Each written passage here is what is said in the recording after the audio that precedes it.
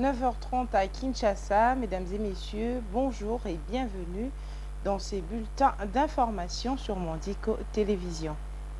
La ministre de l'Enseignement supérieur et universitaire, Marie-Thérèse Sombo Ayane Koussa, a présidé la cérémonie d'ouverture de l'année académique 2024-2025 qui s'est déroulée à la Haute École de commerce de Kinshasa, située dans la commune de La Gombe, en présence des professeurs des universités de la République démocratique du Congo.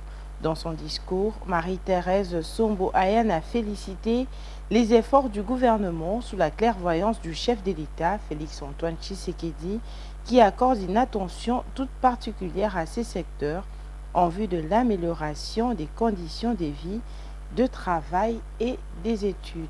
Nous y reviendrons dans nos prochaines éditions.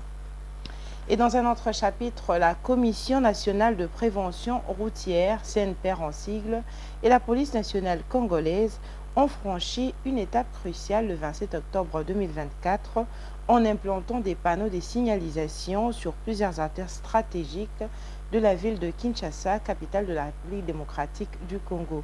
Cette initiative s'inscrit dans le cadre des mesures ambitieuses adoptées par le ministère des Transports visant non seulement à fluidifier la circulation aux heures de pointe, mais aussi à éviter les embouteillages. Les détails dans cet élément.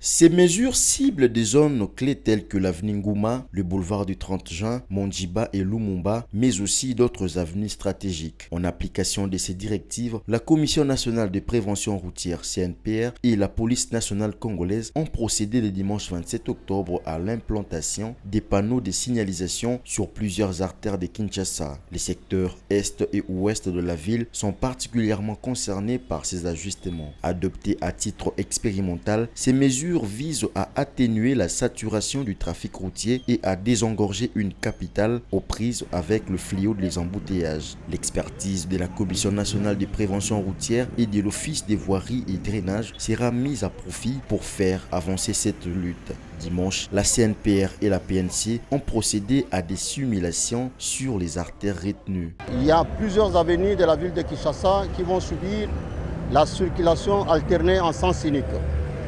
C'est la raison pour laquelle nous sommes aujourd'hui sur le terrain avec toute la grande équipe, la CNPR ainsi que le commandant de la police. Vous voyez partout, il y a les effectifs de la police dans de grandes intersections de la ville. C'est parce que nous voulons déjà faire une simulation aujourd'hui de ce que sera vraiment cette initiative. Pourquoi cette initiative? Nous disons c'est pour que nous puissions donner une solution aux Kinoises et Kinois en rapport avec les embouteillages. Donc ici c'est l'effectivité, nous sommes sur l'avenue Ngouma où derrière nous vous voyez déjà les panneaux accès interdit de 5h à 10h. Les embouteillages sont devenus chroniques dans la ville de Kinshasa. Quitter d'un point A à un point B pendant les heures de pointe est un véritable casse-tête. Plusieurs raisons seraient à la base de cette situation. Massamba Giralo, président sectionnaire de l'association des chauffeurs du Congo, Pompage, en épingle quelques-unes. Le problème que nous avons ici, la première difficulté liée aux embouteillages, s'est produit pour trois raisons. La première, c'est le déchargement des marchandises par les expatriés pendant la journée. La deuxième, c'est l'occupation illégale de motos qui stationnent partout comme bon leur semble. Et enfin, la troisième raison, c'est l'occupation illégale des parkings qui empêche la circulation et le stationnement des véhicules. Nous appelons les autorités compétentes à nous venir en aide pour trouver une solution à ces problèmes. Le quartier Pompage dans l'ouest de Kinshasa est l'un des très impactés par ces phénomènes. Les habitants de ces coins de la capitale en ont assez des embouteillages. Moïse Okito, un résident de la zone, pointe du doigt accusateur la police de circulation routière. Il y a trop d'embouteillages, nous n'arrivons pas à bien rouler. Tu peux perdre 1 heure de temps en quittant chez toi à cause des bouchons. Les agents de la PCR se contentent de rançonner le motard toute la journée. Et très souvent, le soir, il n'y a personne pour réguler la circulation. C'est lundi 28 octobre 2024, les autorités nationales et provinciales ont lancé une expérimentation l'expérimentation des mesures visant à lutter contre les embouteillages à Kinshasa. Les résultats ont varié d'une zone à une autre. Dans certaines artères, les nouvelles dispositions ont permis une circulation plus fluide, tandis que dans d'autres, la congestion est demeurée problématique. Cette journée d'expérimentation a ainsi offert un aperçu précieux des effets de ces mesures sur les trafics routiers. Après avoir analysé ces résultats, les autorités se réuniront pour décider de l'avenir de ces initiatives, le maintenir, les améliorer ou les supprimer. L'objectif reste clair, trouver des solutions efficaces pour assurer une mobilité optimale à tous les Kinois et Kinois.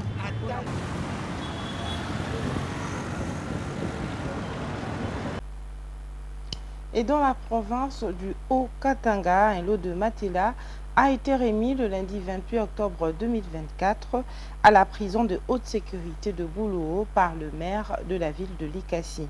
Ces dotations visent à améliorer les conditions carcérales dans cette maison de rééducation, a précisé l'autorité urbaine de Likasi. Suivez.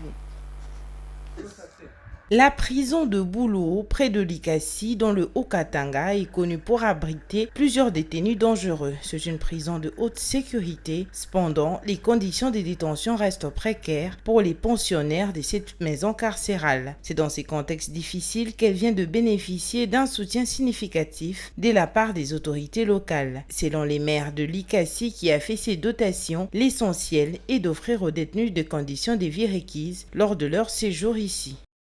Oui. L'idéal serait que nos prisonniers puissent avoir les conditions requises pour que effectivement ces centres puissent être un lieu de récupération. Que ces gens deviennent utiles demain à la société. C'est un petit pas parce que 1000 kilomètres commence par un. Donc on va y aller mutatis mutandis jusqu'à ce qu'on va essayer de donner solution jusqu'à 80%. Il s'agit d'un premier pas vers l'amélioration des conditions carcérales dans la prison de Bouloo, a souligné le maire de Likasi. Très touché par ces gestes, le directeur de cet établissement pénitentiaire a exprimé sa profonde gratitude à l'égard du maire de la ville. Il a souligné que cette initiative démontre à suffisance que les autorités locales pensent au bien-être de prisonniers. Au nom de tous les pensionnaires, personnels et aux miens propres, nous tenons beaucoup à vous remercier. L'acte que vous venez de poser aujourd'hui vis-à-vis de nos pensionnaires, c'est un acte d'amour, un acte qui prouve à suffisance que vous pensez aussi aux détenus. Et ceci entre dans le cadre de l'amélioration des conditions de vie de nos pensionnaires. Je ne serai pas terminé pour vous dire que notre souci à nous, ou notre souhait à nous, c'est que cet engagement que vous venez, cet accompagnement que vous venez d'accomplir aujourd'hui, que ça puisse continuer pour le bien-être des vies carcérales.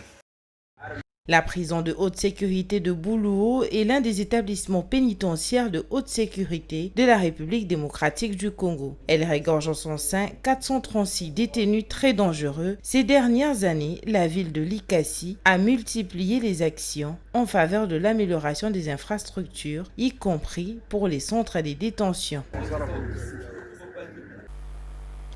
Voilà, c'est tout pour le 9h30. Le prochain rendez-vous est à 11h30.